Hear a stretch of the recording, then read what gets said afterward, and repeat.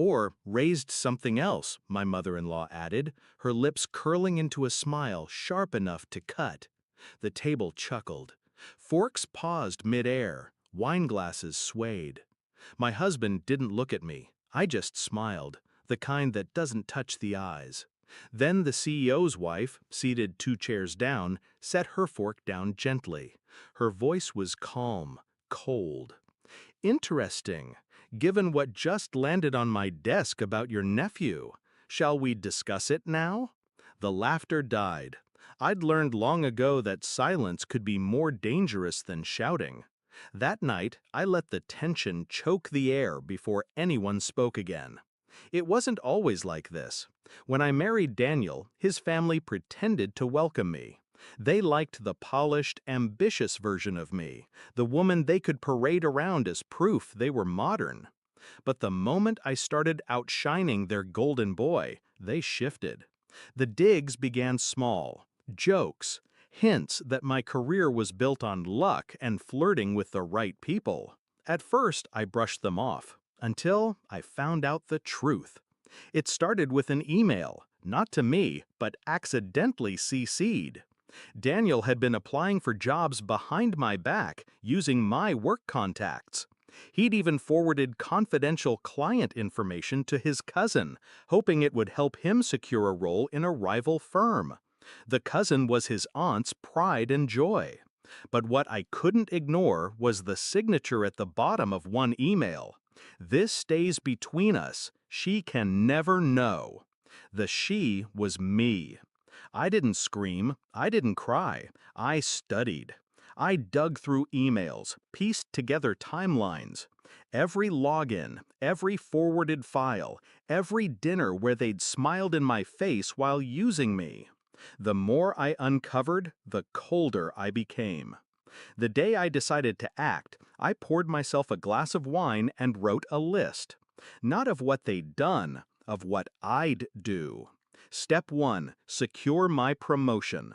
Not for the money, but for the leverage. The higher my position, the more their whispers would sound like jealousy. Step 2, copy every shred of evidence and deliver it to the right desk.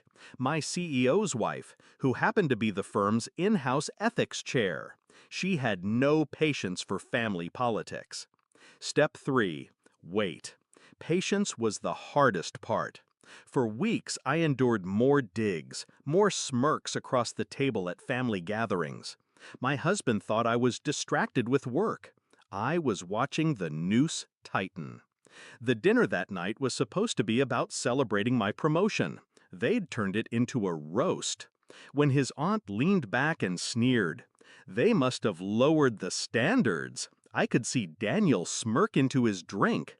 When his mother added her line, I caught the flicker of triumph in her eyes. But then the CEO's wife spoke. "Interesting. Given what just landed on my desk about your nephew, shall we discuss it now?" Every head turned. Her tone was polite, but her eyes were knives. The aunt's face drained of color. Daniel shifted in his seat.